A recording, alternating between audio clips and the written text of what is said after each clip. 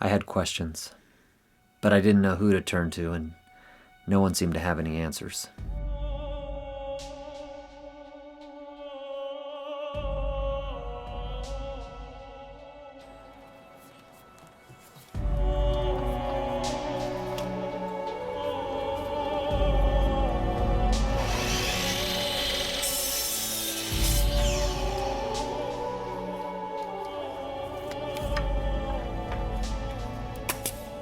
I didn't want to talk to Dad because I knew it would hurt him, and because he's sometimes opinionated on subjects that he knows nothing about. But he was retired, and on occasion he helps me with projects I was doing to get through school, so he was available.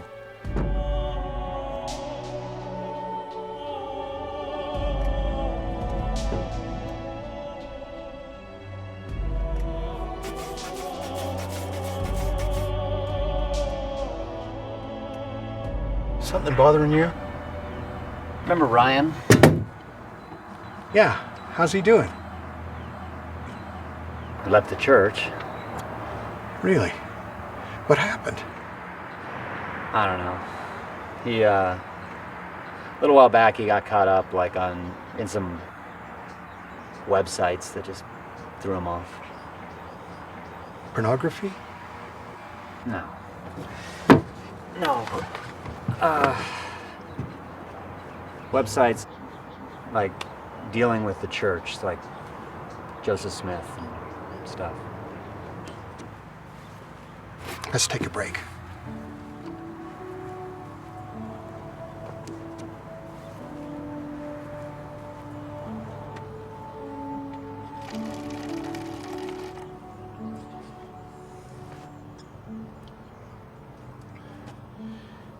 These videos he watched, they weren't produced by the church, were they?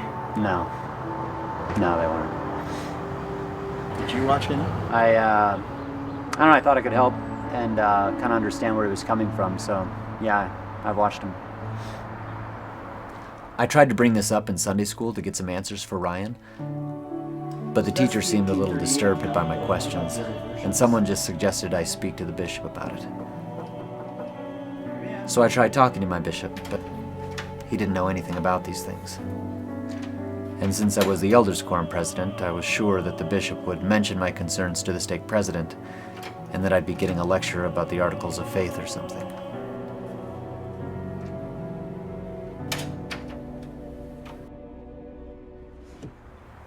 What did you think? Honestly, it actually seems pretty compelling. And really, I've just been feeling that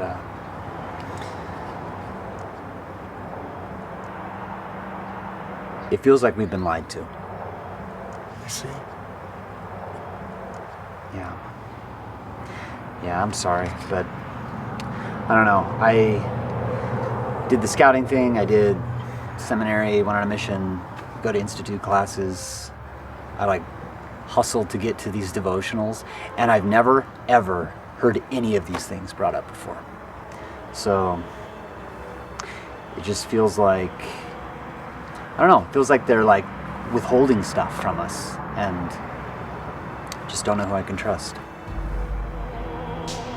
And I'm sorry, and I've tried to get over it, with praying and reading scriptures and going to the temple, all that, listen to the Spirit. It just doesn't, I just can't trust it like I used to, And I don't know, I'd just really like some answers. Have you talked to Jessica about this? No. She'd freak out if I told her. I'd answered lots of questions about the church when I was a missionary, so had Ryan. I'd had to explain the usual things, blacks in the priesthood, polygamy, and some questions I just put on the shelf, like Joseph Smith's plural wives. But these new questions, like about the book of Abraham, were so much harder to answer. And when I tried putting these questions on the shelf, it all came crashing down. So yeah, I feel like one side is super aggressive on making their point, and the people that you would think would care about it, you just get silence. Well, there's always more than one side to an argument. I have this friend in the ward. Remember Todd Mortensen? Best scholar on the scriptures I know, especially the Book of Abraham. Would you like to talk to him? Yeah. Yeah, I think that'd be good. Thanks, Dad. Seriously. Yeah, it's kind of hard talking about this, and it's good having someone you can talk to, and I've just felt really alone, and so thank you. You okay? Yeah, I'm okay. But you know, you really ought to talk to your wife. Yeah. Maybe. Oh, now come on, give her more credit than that. It'll do you good to talk to her. It's tough to feel alone. It took me several days to decide how to tell Jess. I knew I had to, and that I had to tell her everything. I just didn't want to. There you go. Oh. Can you fix his legs? There you go. And your other friend. Perfect. Okay, time for sleeps. Ready for sleeps? Good night. Good night, sweet dreams. See you in a little bit.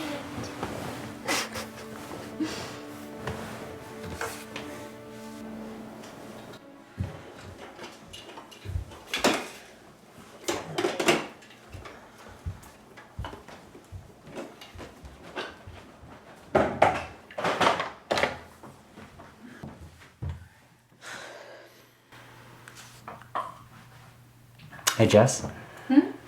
Want to sit for a bit? Yeah.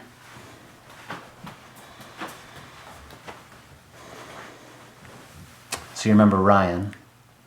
Ryan. Left the church, got kicked out of BYU. Yeah?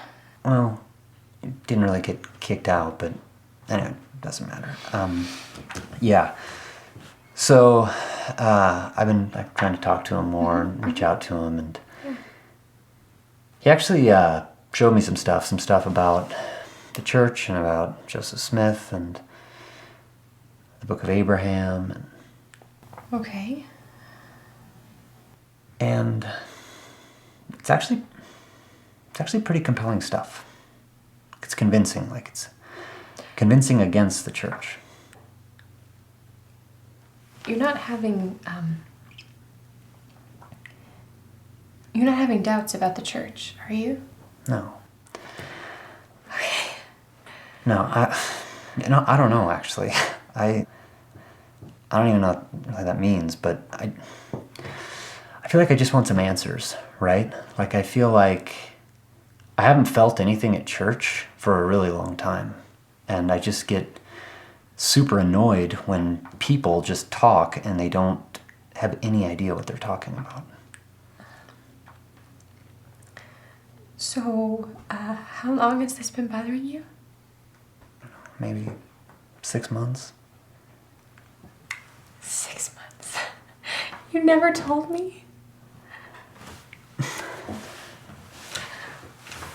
Why did you keep this from me? I don't know. I thought I'd get over it. I thought it was like my mission, that it was just propaganda or something. But you didn't get over it, did you? No. And you kept it from me for 6 months.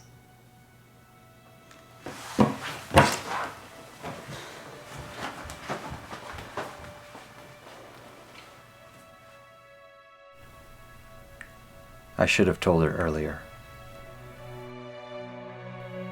The day after I talked to Jess, I tried to get an appointment with the scholar my dad knew, but he was out of town at some conference. So I emailed him, and he got back to me. He said go to a website. There was lots of stuff on the site. I plowed through it, and I called Ryan. Hang on, guys. Justin, what's up? Yo, hey, I just found this website that I think you should check out. It's got some answers to the stuff we were talking about. A Mormon site? Kinda. I mean, it's by Mormon scholars. Yeah. You're wasting your time. They're just gonna keep feeding you the party line. Okay. Will you check it out? Maybe. You know what? You remember that guy I was telling you about from Chicago, the scholar? I basically agree with him. I mean, you can't trust any of these so-called Mormon scholars. They're just gonna keep feeding you. Okay, but so then where does that leave us? We can just listen to ex-Mormon and anti-Mormons as if they're not incredibly biased? Really? I mean, they're as antagonistic as you get. Yeah, I agree. They're antagonistic, but you can't trust pro-Mormon sites. They're all apologetics. Fine, but in the spirit of intellectual honesty, we can afford to look at both sides. I looked at your stuff. I think you can take 10 minutes and look at mine. Yeah, well, maybe. Anyway, text me the site. Maybe I'll take a look at it. Hey, did you talk to Jessica? You did. How'd that go? It didn't go very well. She's not talking to me right now. That's tough.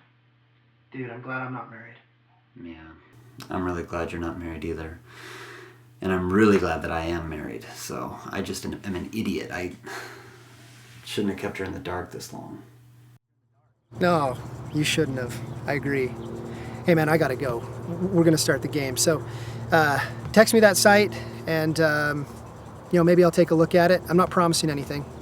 Okay, but I mean, you did get me into all this, so I feel like you can take a little bit of time to look at this if I send it to you. Yeah, maybe. I don't know. Anyway, gotta go. All right, look at the site. Always looking out for me, aren't you, Mom? Thanks, man. Later, I stopped by Dad's house. He said he'd look through some of the stuff on the site his friend recommended. So you told Mom about all this yet? I haven't told her. You okay if I do? If you want. Though I already know what she'll say. She'll say that I'm like wasting time, that I should be like doing service or something instead of this. From what I remember, your mother's usually right. She thinks everything comes down to a spiritual quest. She'll say this is a waste of time. Yeah, a lot of people say that. It's like a waste of time. And actually, when you think about it, they're kind of right. Why are we wasting our time, right? Why should we have to spend our time searching for this stuff? Why hasn't anyone mentioned it before? I don't think anyone's intentionally trying to keep things from us.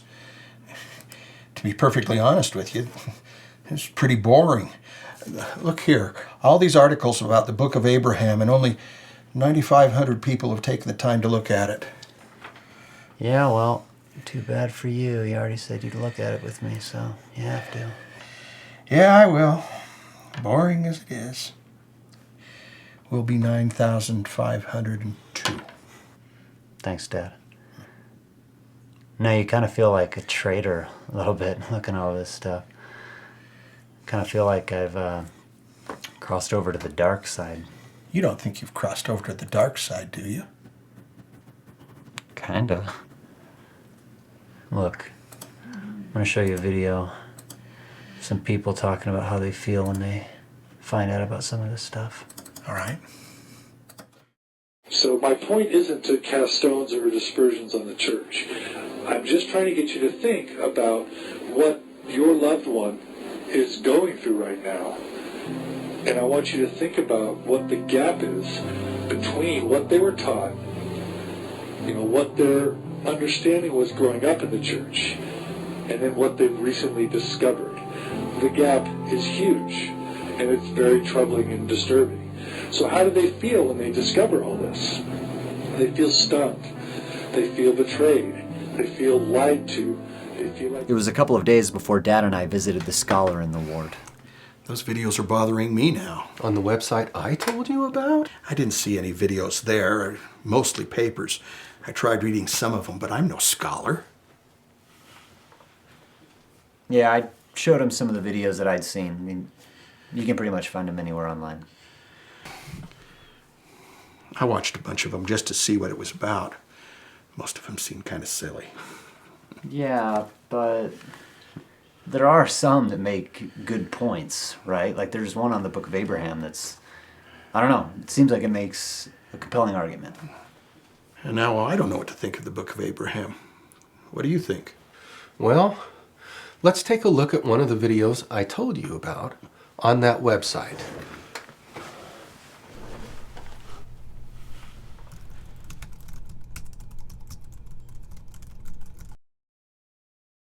If you're going to deal with the Book of Abraham, you both have to be a very good Egyptologist and a very good church historian. And anyone who's not both isn't really equipped to deal with the issues. And so you have all sorts of people who found someone who they think is credible and they parrot the information, they're well-intentioned, but they end up putting out things that aren't true. And I've talked with some of these people, some of them have changed things on their website and so on because they're honest, well-intentioned people.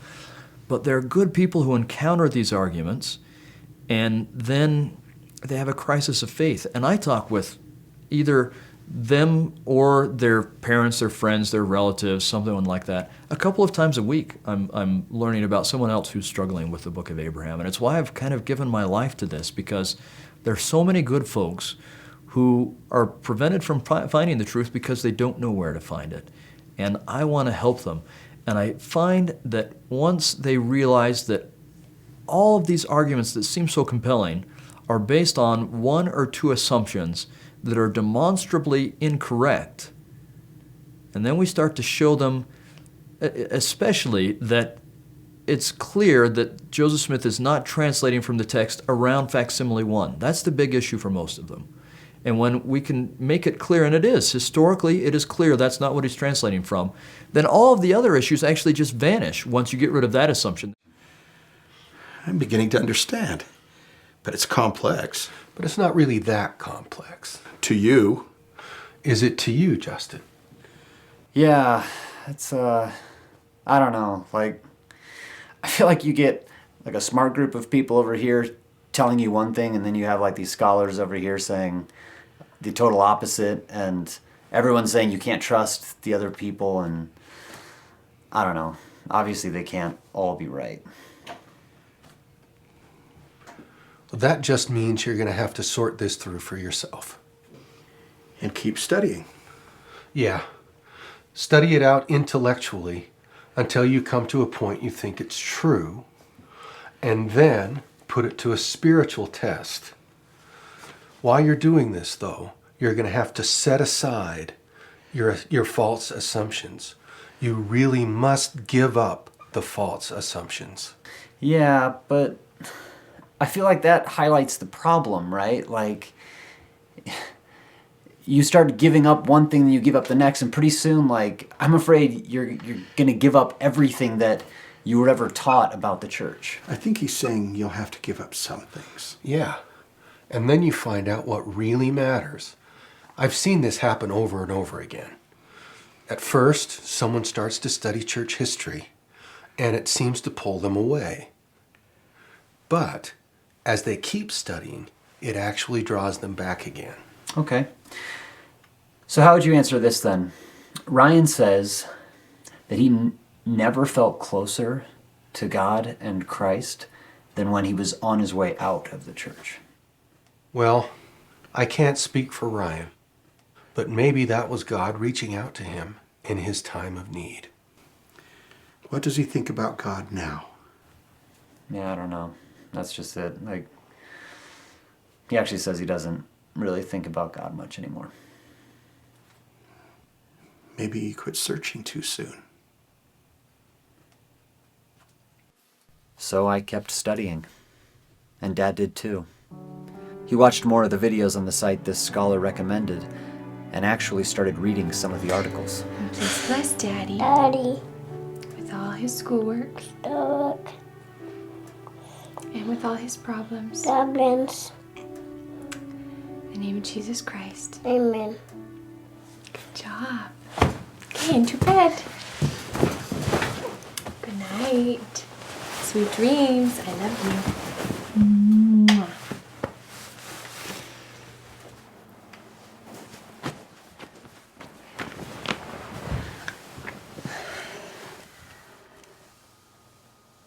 I'm sorry.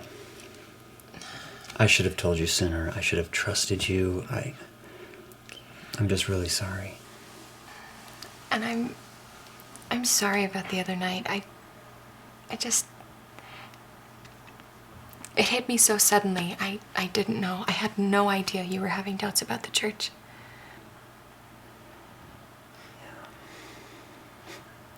Yeah. I'm sorry. I believe you. But there's one thing that we need to get straight. What? From now on, we share our troubles. I mean, that's what couples with healthy relationships do, right? Right.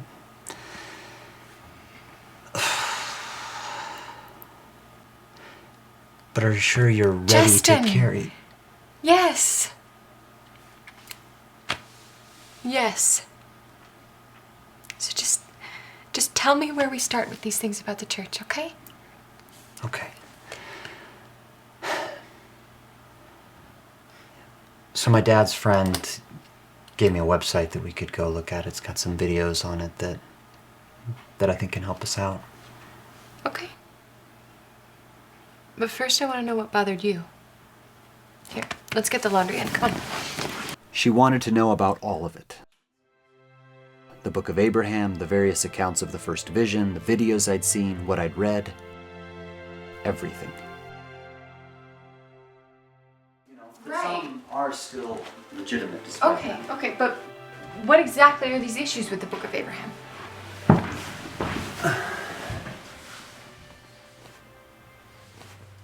You want me just tell you?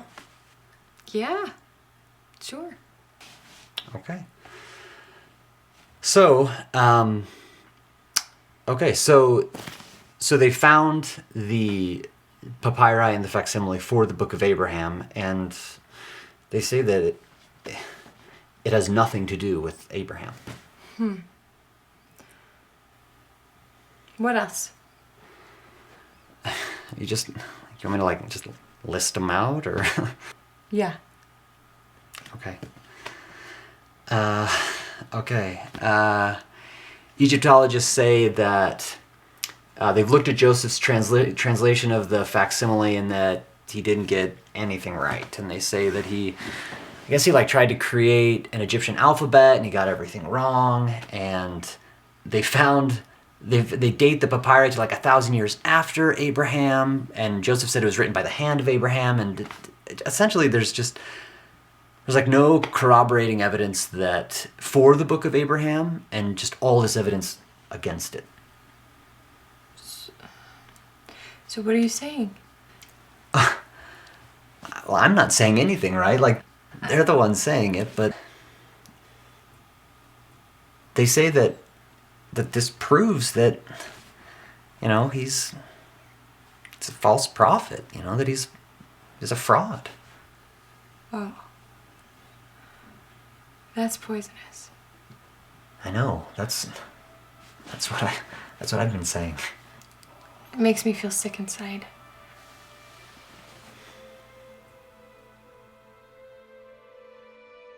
It bothered her in ways that I hadn't expected. She started losing sleep over it, and losing her appetite. She asked what it would mean for our ceiling if it wasn't true, what it would mean for our family. We kept looking at things, and things were starting to make sense to me and to my dad, too. But Jessica felt things more globally. That's a good question.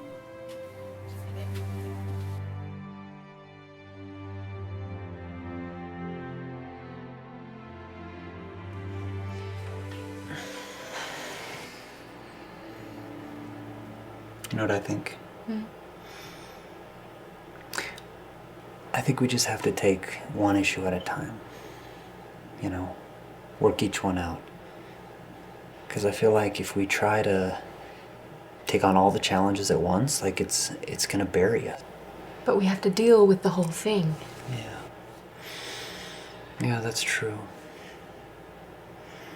But I feel like we can work on one part of the whole at a time. Just makes me feel so sick. We kept watching videos and studying. I'd been wrong about a lot of things. I had to give up a lot of naive assumptions. But finally, I found enough answers that there was room for faith. I could pray about it again in a new way. I still didn't know for sure, but I knew I could choose to believe. I felt my faith growing, and so did Jessica. If there is a God, which I believe there is, if he wanted to prove it, he could, right? Yeah. Well, so either there isn't a God, or just doesn't want to prove it. He wants us to weigh our options and then decide. Oh, dude. Yeah, I actually found something earlier today that I meant to show you. It's awesome. It's from this scholar, this LDS scholar who's published a ton. He's been published by like Oxford Press, and I feel like he says, like, yeah, he's right in line with what you're saying. Let me look it up here. I'll show it to you. I knew I couldn't prove things one way or the other, but I did feel intellectually freed up enough to test things spiritually in my life. And another thing, I felt closer to Jess. She was more determined to see things through than I had ever thought she'd be. I'm just glad we don't have to go through this alone. The God of Joseph Smith was not a threat to human potential, but a being who gloried in that potential and whose work was to bring it to fruition. That was why Joseph's message resonated and caught hold like a burning fire. But his message also flamed forth because millions of men and women have freely chosen to believe. They essayed the opinions of doubters, and they gave a hearing to the critics. Like Brigham Young, they knew Joseph was a human and subject to error, but they sampled his words and agreed they tasted like honey. They weighed the beauty of a God and of human origins and a human future unlike anything before imagined. They found reason to doubt, and they found reason to believe. They chose to believe.